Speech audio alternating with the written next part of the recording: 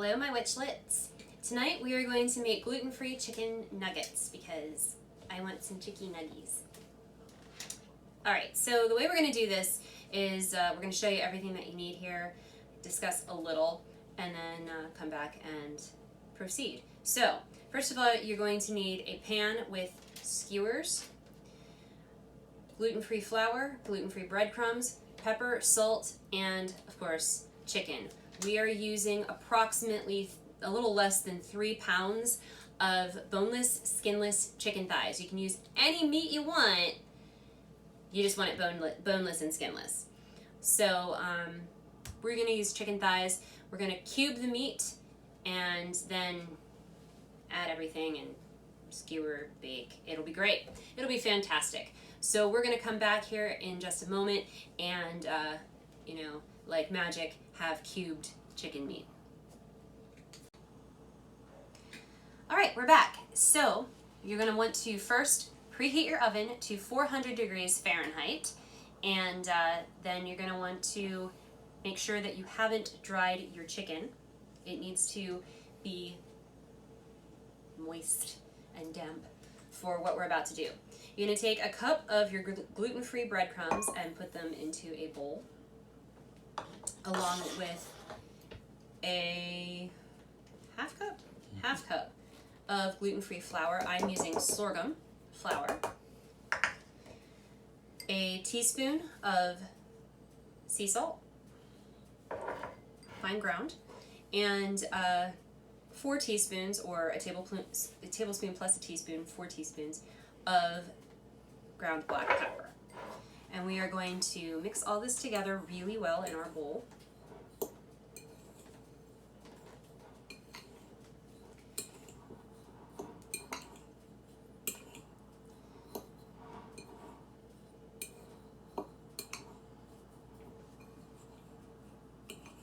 I really need to get some graduated bowls, because these are a little too small, but the next size up is a little too big. You want to make sure that all of this is really well incorporated. Okay. Yeah, that I believe does it.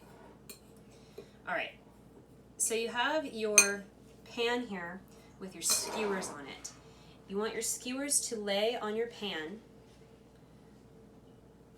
widthwise so that they're hanging off. So when you are doing your chicken, you want to make sure that your chicken goes no further out than the lip on each side of the skewer. So you're going to take a handful of chicken bits. This is my favorite part as we go over every video, getting stuff under my fingernails. Handful of chicken, plop it in your meat, well, work that out in your brain. You have eyes, you're watching.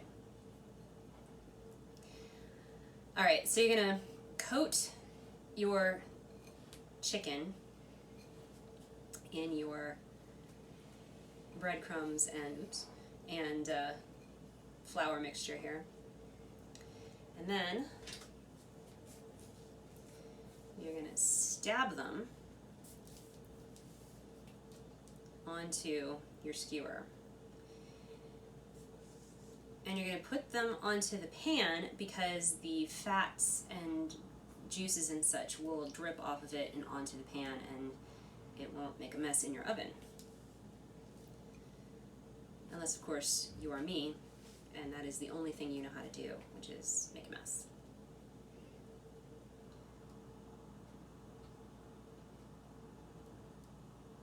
I'm trying to stab the little bits. It's not working.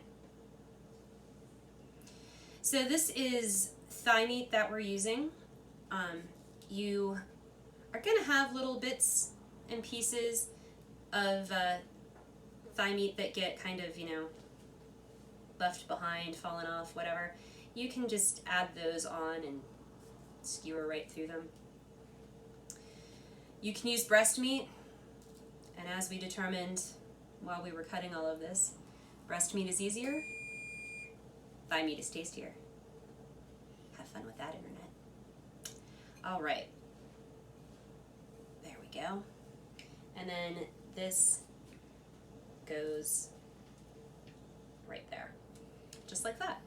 So I'm gonna go ahead and do the rest of this massive amount of chicken, and we will be back. Now, it is important to note that occasionally, well, not occasionally, you will run out of salt and pepper in your mix. Keep them handy, and remember your ratios. The ratios are very important. It is 1 cup of breadcrumbs, a half cup of flour, a teaspoon of salt, 4 teaspoons of black pepper. So you have to add the salt and the pepper in accordance with how much you have remaining in your bowl.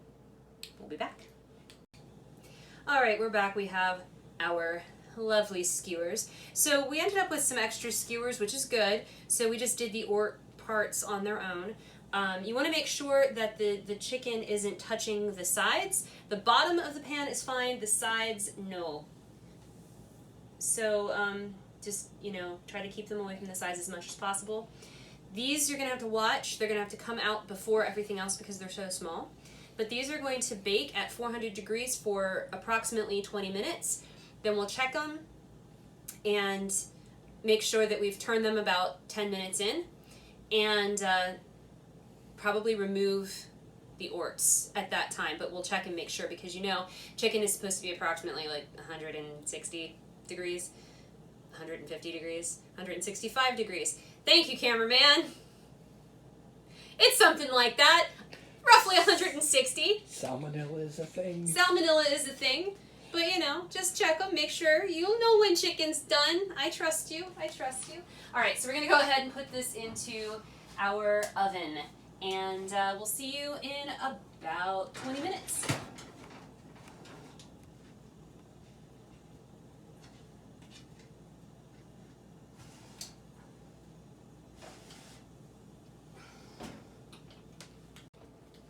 All right, while we're letting our Chickie Nuggies cool, I want to talk to you about one of my favorite hot sauce companies. I found this hot sauce company while I was visiting my parents in Pennsylvania one year for Christmas. I was walking through the Capital City Mall, and I happened upon a kiosk with the name Torchbearer Sauces emblazoned across the top of it. And I was like, aight. So I walked over to the kiosk and I said, what's the hottest thing you have? And they showed me 2 selections. There was the Rapture sauce and the Zombie Apocalypse. And I was like, I'll try them. And they're like, are you sure? These are really hot. And I'm like, yeah, bring it on. So they gave me a chip and they put some of each of them on there. And they were very hot, but they were also very flavorful. They were amazing. They changed the recipe for the Rapture sauce, and it kind of tasted more chemically than it did peppery. So that one ceased to be the favorite, and the Zombie Apocalypse became the favorite. But they have recently come out with some new sauces, and the only one of these that has any kind of, no nightshades in it at all is the honey mustard. These two, this is garlic Reaper sauce, so Reaper chilies. Very hot, lots of capsaicin, and definitely nightshades. This garlic sauce has chili powder in it, so it does have some amount of nightshade, so if you are affected by that, then sad face, you cannot has. But this is whole grain mustard and honey. It smells amazing. So these are going to be our dipping sauces tonight for the Chickie Nuggies that we are going to show you how to take apart in just a few moments. Okay, so we have our skewered meat, and we want to put it into the bowl so that we can serve it. And just a little quick tip and trick for how to do that efficiently and without squishing the meat, getting your hands all dirty, whatever. Hold your skewer, take your fork, and just kind of push it between a couple of them, slide them down. Just like that. It's easy, it's quick, and you don't have to worry about getting your hands all greasy, getting stuff under your fingernails, if that happens to be a thing that you don't like. I don't know anybody who doesn't like having things under their fingernails at all, ever. Never met anybody like that. In fact, I don't even know why I'm mentioning it.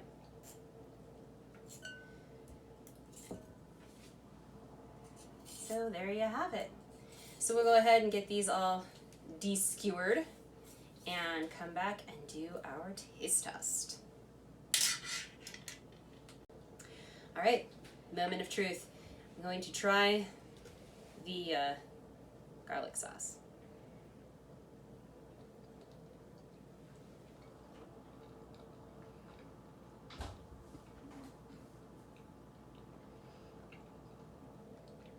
It has a very heavy garlic flavor, which I love because, hi, I measure garlic with my heart. This would be good for adding to like a burger or a sandwich, like a spread in place of like your mayonnaise or whatever. Not a good dipping sauce, but still a very good sauce for a sandwich or a burger. All right, honey mustard.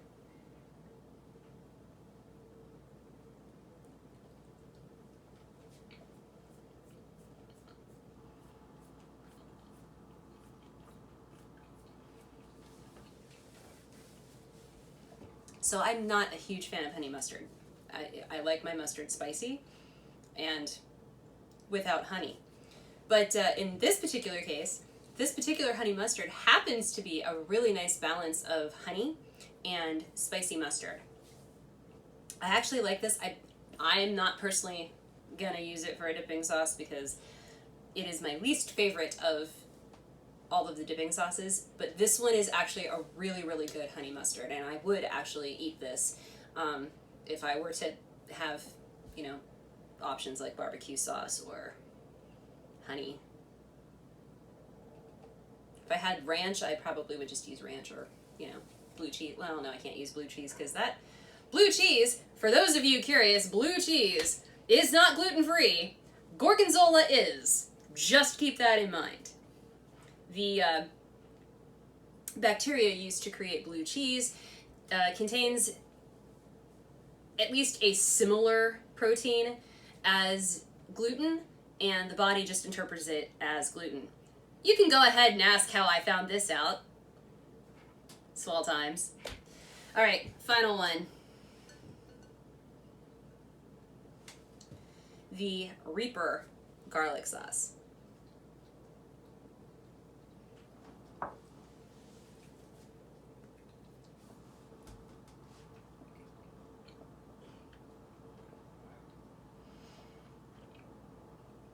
That is spicy. That is very spicy. Excuse me. That is me inhaling it into my lungs. This is really good. You absolutely do not taste garlic sauce in this. You definitely taste Reaper chilies. And fire. This is really good. But then again, I'm a huge fan of hot sauces. And I probably will be sick from this one later because that's a lot of capsicum and nightshade goodness in there. So, but yeah, Torchbearer, 2 thumbs up. I would do another thumb, but I'm holding a Chickie Nuggie. But 2 thumbs up on these. This obviously is going to be my favorite because I love it. And oh, hi, I have mouth sores. That's fantastic. What a way to find that out. But yes, if you like honey mustard, I highly recommend this honey mustard. If you don't like honey mustard, but you need it for something, this seriously is a really good honey mustard. I've made honey mustard before, and this is better than what I make. And I make some pretty darn good honey mustard. So, there you have it. The garlic sauce is really good. Like I said, it's very mild. I would use it for, you know, right now, since my mouth is on fire. I would use it for burgers. Might be really good on fish. And yeah, it's definitely helping to calm down the Reaper garlic sauce. So I hope you like this video. Give me a like if you did, thumbs up, give me a thumbs down if you didn't. Leave me a comment either way. Let me know what you liked, what you didn't like, where you can buy your Torchbearer sauces. I'll actually link in the description. And make sure to subscribe and hit the bell so that you get notified every time I have a new video that comes out. My videos tend to upload on Tuesdays and Thursdays at 10 a.m., but sometimes I slip new ones in there that you weren't expecting. So, like, subscribe, head over to Patreon and see if there's anything over there that you'd like. And we will see you next time.